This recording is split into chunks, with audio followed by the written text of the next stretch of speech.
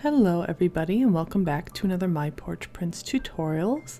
Today we are continuing on with the last part in our pink Christmas ornament series, and today we're going to be decoupaging some Christmas balls that I got from the grocery store.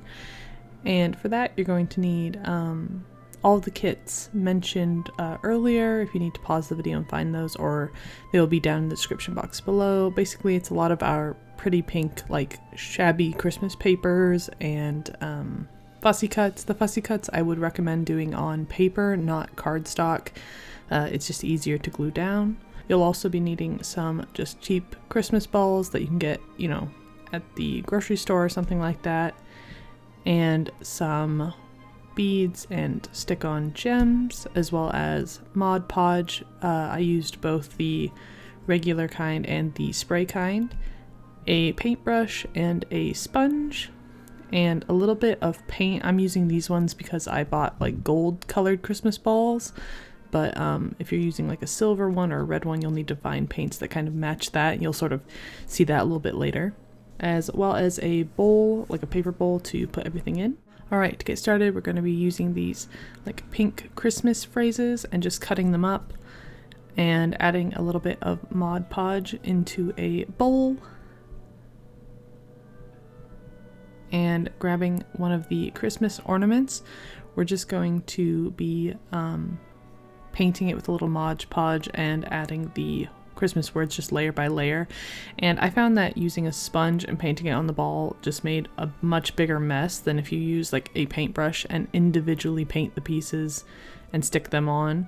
It just makes it a lot cleaner and it's a lot easier. Also, I wouldn't recommend painting on top of the paper layer with Mod Podge to seal it until you are finished. Again, it just kind of keeps it cleaner. So that's what I would recommend. Here I was sort of experimenting and learning, and it ended up a little more messy than I would have wanted, but you know, hey, you live, you learn. I'm just going in no particular order, just layering. I ended up having to cover up some of my mistakes because of the glue sort of causing it to wrinkle, using too much glue, so I ended up using most of the words, but if you use a paintbrush you shouldn't have to do that. And then if you're having trouble with the ball moving around, you can go ahead and make sort of a base by just like folding some paper and wrapping it around and stapling it shut to just kind of keep the ball in place. And then I just finished it with some Mod Podge like spray adhesive to give it sort of a shiny layer, just doing that a couple of times and setting it on some wax paper to dry.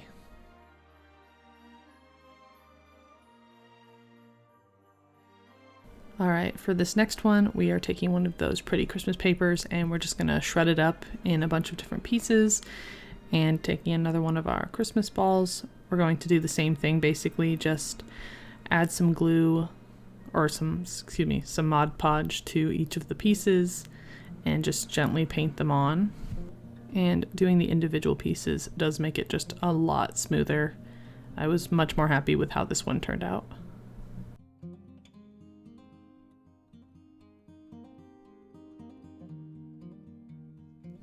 And word to the wise, maybe use an older paintbrush because Mod Podge could ruin it, so wouldn't recommend using like a regular paintbrush that you use to paint, I don't know, art or something like that.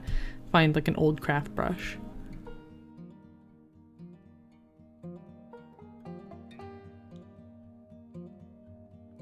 Alright, when you're done it should look something like this, and I honestly liked how it looked just standalone, but I wanted to try adding some jewels to it, and if you wanted to you could take a ribbon that has like pearls on it like this one and make your life simple and just sort of wrap it around, but I did want to try adding some beads by hand, so that's what I ended up doing.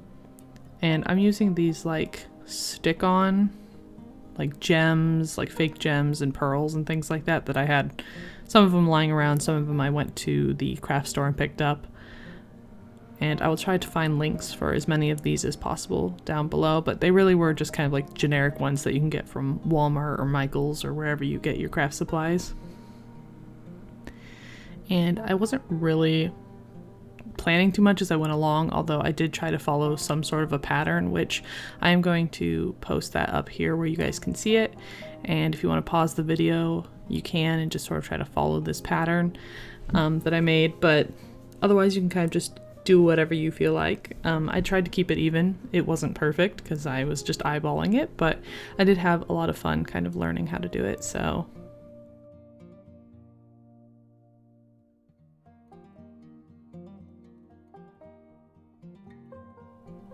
This is what it looks like when it is finished. Again, not perfect, but I think it did turn out kind of pretty and I'm happy with it. All right, now that that's done, we're going to set it aside and start with the next one. Now we're going to break out those paints from earlier, and I'm taking sort of like a copper color, a shimmery copper, a dark brown, and sort of like a burnt yellow. And we're going for sort of like a burnt gold color, and we're just going to be stippling that onto the ball with a sponge to try to give it sort of a aged appearance, like it's tarnished or like rusting a bit. All right, so taking some paper fussy cuts, we're just going to stick with that sort of aged theme and add some distressed ink to the edges of each of the fussy cuts to make them look a bit older.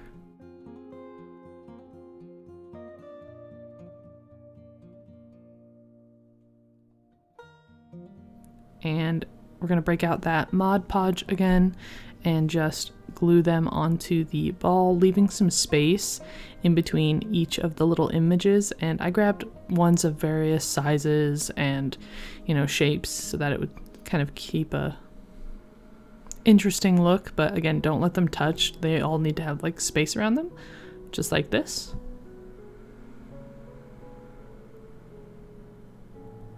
All right, and that one is finished, pretty easy. Moving on to this next one, I took one of these decorative sheets of paper again, and I was making this up as I went, so I ended up only using 2 little strips from this whole sheet of paper, but oh well, it is what it is. And taking those strips and the Mod Podge, we're just going to be adding a line around the perimeter of the ball, and it's going from like the top of the ball around the bottom and back to the top, and then doing it again with the other side is sort of like a cross section on the ball, just like this. And then taking this little paper fussy cut ornament, we're just going to cut the top of the ornament off, and we're just going to be using this to sort of hide where the cut edges of our paper strips are. And to do that, we'll be taking a hole punch and punching a hole out of the center, and using some small scissors to widen that hole so that it fits over the top of the ornament. Oh, and I forgot to mention, we take the top off the ornament, like the part it hangs by, pull that off, and this is going over the top.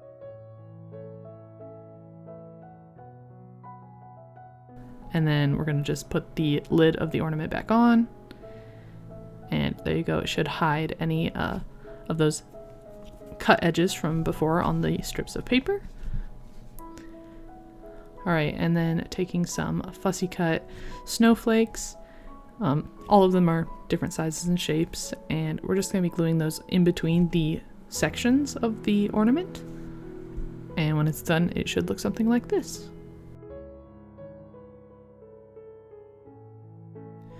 All right, this next one is super easy. We're just adding one little fussy cut piece. This one is cardstock, so it doesn't fold, but just kind of sticking it on there, keeping it real simple. All right, and for this last one, we are taking this decorative paper with the blue elements to it, and same thing, tearing it up and decoupaging the ball by gluing them on and covering the entire ornament.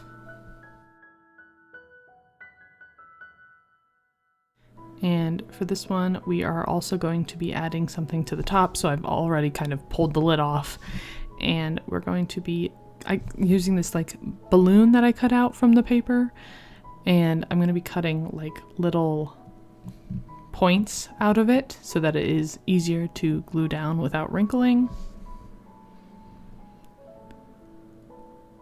Right, just like this, and then adding a little bit of the Mod Podge to it and gluing it down like so, trying not to break any of those points. Just smoothing it down and popping the lid back on. That way you don't see any of the edges around the top of the ornament. Everything is now covered. And taking some of this sort of like teal mint colored ribbon, I'm going to be sort of measuring it around the ornament and then adding Mod Podge and sticking it around the center perimeter. And then you can use a bow, a button, a fussy cut, anything you want. I decided to use this flower to sort of hide where the edges of the ribbon overlapped. Just hot gluing it on. And there you go, it is finished.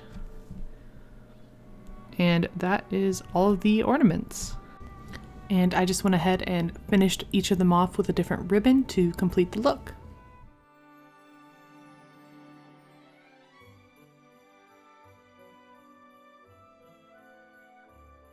Alright, that is everything that I have for you today. Thank you so much for watching. I hope that this video gave you some inspiration for making your own Christmas ornaments, and we will see you in the next video. Thanks so much for watching. Bye!